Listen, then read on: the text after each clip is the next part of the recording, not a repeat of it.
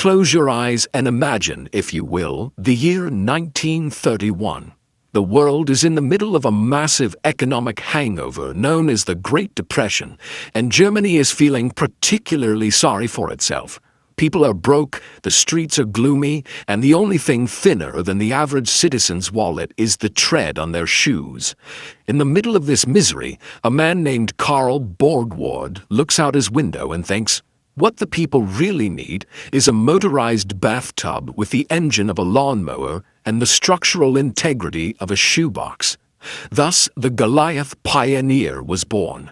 Now, before we peel back the imitation leather skin of this three-wheeled wonder and marvel at its 400cc heart, do me a massive favor and hit that subscribe button, like the video, and ring that bell.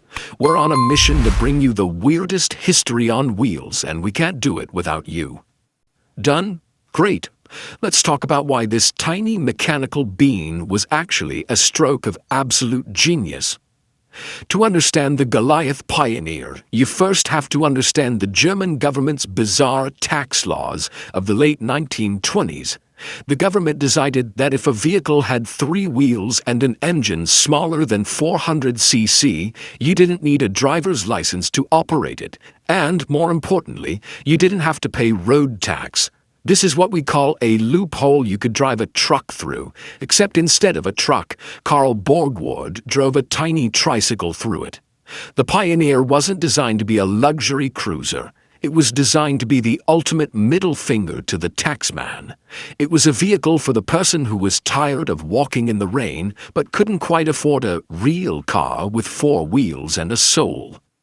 Walking up to a 1931 Goliath Pioneer is an exercise in perspective. It looks like someone took a full-size car and put it in a dryer on the highest heat setting for 3 days. It's small, it's narrow, it has 1 wheel in the front, which gives it the aerodynamic profile of a very determined pigeon. But the real magic is in how it was built. You see, steel was expensive in 1931, so Borgward decided to build the body out of wood. Yes, wood. The frame was a wooden skeleton, which was then covered in a material called palace leather, which is a fancy 1930s way of saying synthetic leather-wrapped cardboard. It was basically a motorized handbag. If you got into a fender bender in a Pioneer, you didn't go to a mechanic, you went to a carpenter and a tailor. Now let's talk about the star of the show, that 400cc engine. To put that in perspective, a modern high-end coffee machine has more pressure than this thing, and your neighbor's riding mower probably has more displacement. It was a single-cylinder 2-stroke engine that produced a staggering, neck-snapping, earth-shattering 5.5 horsepower. Some later models boasted 7 horsepower, which I assume was achieved by the driver holding their breath and wishing really hard. When you started this engine, it didn't roar, it didn't purr. It emitted a frantic metallic pop-pop-pop sound that let everyone in a 3-block radius know that you were eventually going to arrive at your destination, provided there weren't any steep hills or strong headwinds along the way.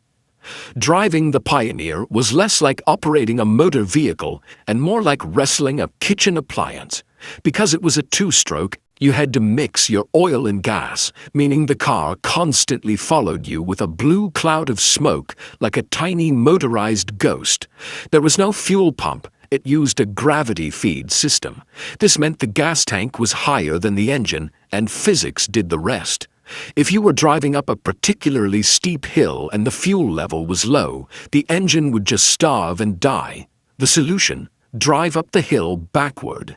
Imagine being a pedestrian in 1831 Berlin and seeing a leather-wrapped wooden triangle screaming in reverse up a hill just to keep the engine running.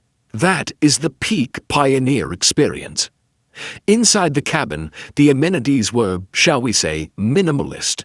Calling it an interior is generous. It's more like an interior-ish space. You had a bench seat that could technically fit two people, provided those two people were very close friends, or perhaps a ventriloquist and his dummy.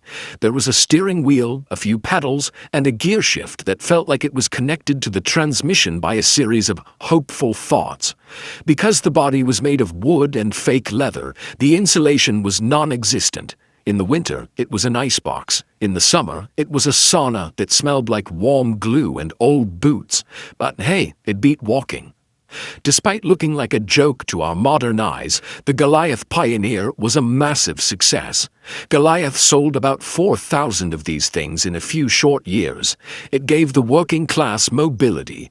It gave the baker a way to deliver bread without a horse. It gave the traveling salesman a way to look professional while vibrating uncontrollably at 30 miles per hour. That was the top speed, by the way, about 50 kilometers per hour. At that speed, in a three-wheeled wooden box with a single cylinder pounding away inches from your knees, 30 miles per hour probably felt like you were breaking the sound barrier.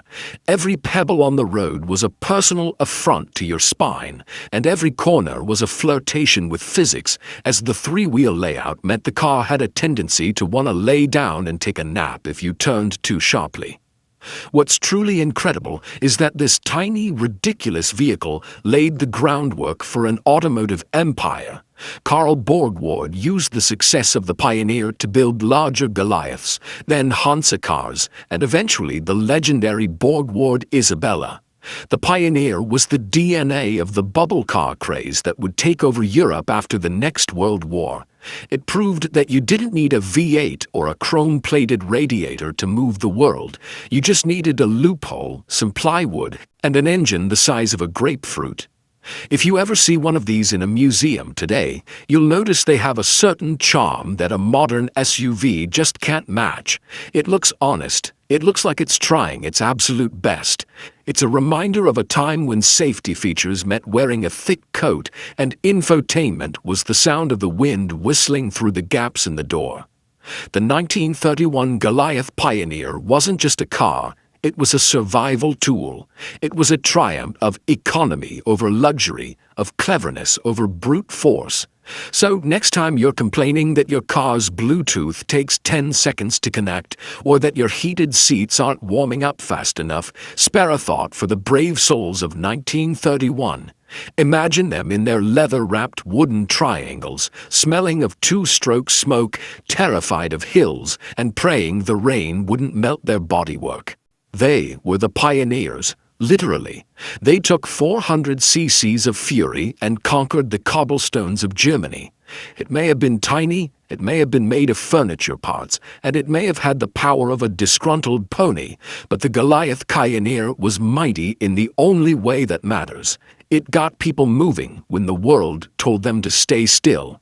And if that's not worth celebrating with a ridiculous popping exhaust note, I don't know what is. Thanks for riding along with us through this strange corner of history. Don't forget to check out our other videos for more tales of automotive madness, and we'll see you in the next one.